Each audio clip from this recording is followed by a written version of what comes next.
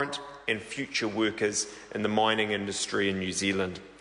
These bills implement several key recommendations of the Royal Commission, and I commend them to the House. The question is that the motion be agreed to. Andrew Little. Thank you, Mr Speaker. Mr Speaker, it is a pleasure to speak on this now collection of 3 bills on this very important topic.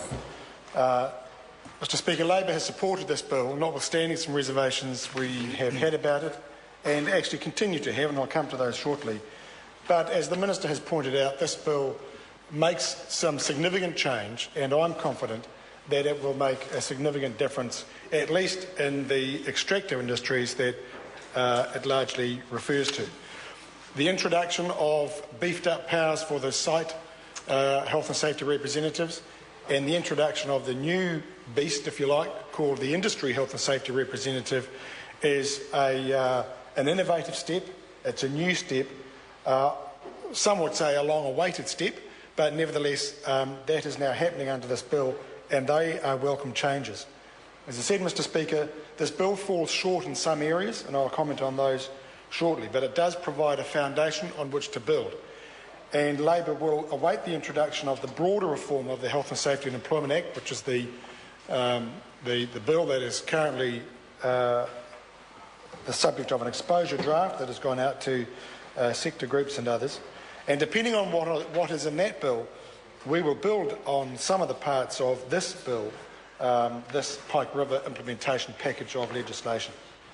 But, Mr Speaker, before I go further, I want to make a plea.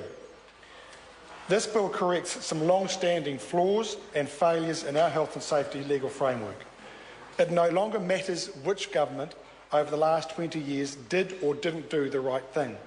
Parliament is now fixing it. We are plugging the gaps and we are paving the way for a safer New Zealand and safer workplaces in New Zealand. But it would be an insult to deny that we have been brought to this point by the worst and possibly the most avoidable industrial tragedy in nearly 100 years. The most lives lost in an industrial tragedy, I should say, since the 1914 Huntly mine disaster, where 43 men perished. The truth is that getting this bill even this far has seen many New Zealand workers pay the ultimate price. 29 of them still lie entombed beneath or deep within the Paparoa Ranges. This Parliament acknowledges the price those 29 men paid and their families by passing this bill, by putting aside our usual fractious and antagonistic behaviour and accepting that nothing less than meaningful change is necessary, and by acting accordingly. But, Mr Speaker, that is not enough, because in truth this Parliament and successive executives who have been part of it were part of the failure of the system that led to the tragedy we now know as Pike River. The Royal Commission found failure by the company and by the government as regulator. A court has since found the company at fault, but then that court only had the company before it. The regulator prosecuted the company, but did not prosecute itself. In July this year, Judge Farish of the District Court in Greymouth imposed on the Pike River Company the highest aggregate fine and reparation order imposed on any employer under the Health and Safety and Employment Act. $760,000 in fines, $3,410,000 in reparation. The judge said the fines are to condemn the practices of the company and I quote, to indicate that this company should never have been in operation.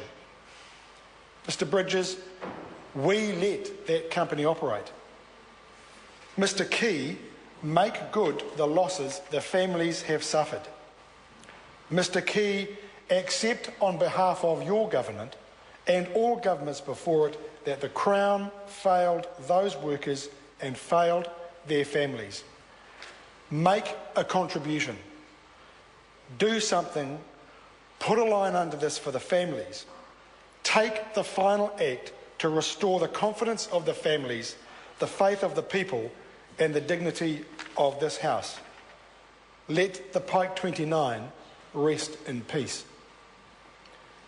Mr. Speaker, let me turn to 3 points in this bill where improvement is still possible, and they are the 3 points that we've debated in this House during the passage of this bill, or when it was originally one bill, now 3 bills, as it worked its way through. The first is the Governing Board of WorkSafe New Zealand.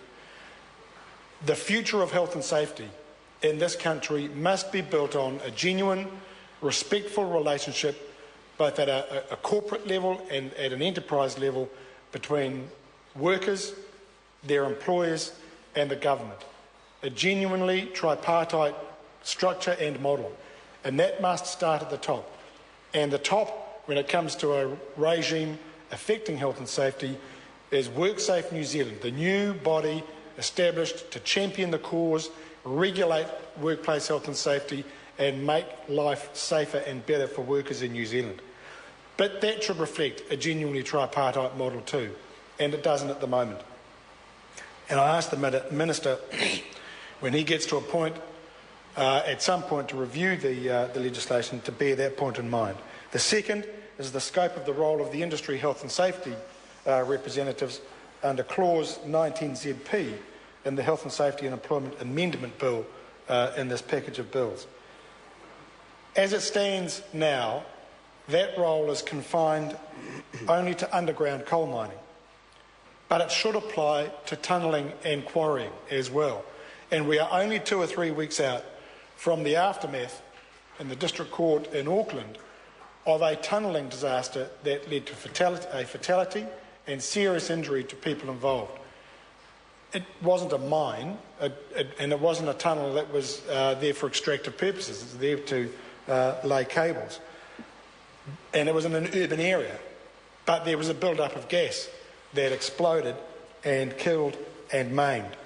And there is no less reason for there to be the best possible health and safety regime covering that type of work than there is for underground coal mining. And indeed, the other forms of coal mining, open cast coal mining, is nevertheless coal mining activity. It is hazardous and dangerous, and there is as much a case for the industry health and safety representative in that situation as there is for underground coal mining, notwithstanding the extra special hazards involved in underground coal mining. And I ask the Minister to bear that in mind in future consideration. And the third point is, it seems a somewhat small point, and hopefully a situation that we will never have to experience again. And that is the role of the incident controller in a significant and large-scale incident such as that happened at Pike River. And as the way it's defined at the moment, the incident controller, who is appointed by WorkSafe New Zealand, but is required to consult the range of other agencies that invariably get involved, the police, the fire service, the Mines Rescue Trust. But, Mr Speaker, as it is defined at the moment, the incident controller is required to consult with every other agency, but there is no signal given in the legislation about the need for timely and effective decision-making, which was one of the letdowns in the early days, the first week or 10 days of the Pike River incident. They might seem small issues, but they are important issues.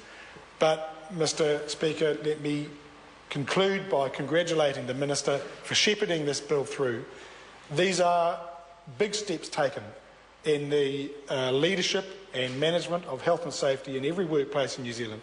We look forward to the next phase that the Minister is putting through as well. This will be good for New Zealand. It will be good for miners in the mining industry in New Zealand, and ultimately it will be a signal for us all to be more careful for those who work in our workplaces, generate the wealth that keeps this country the great place that it is. I call David Bennett. Thank you, Mr Speaker, and I just want to follow on from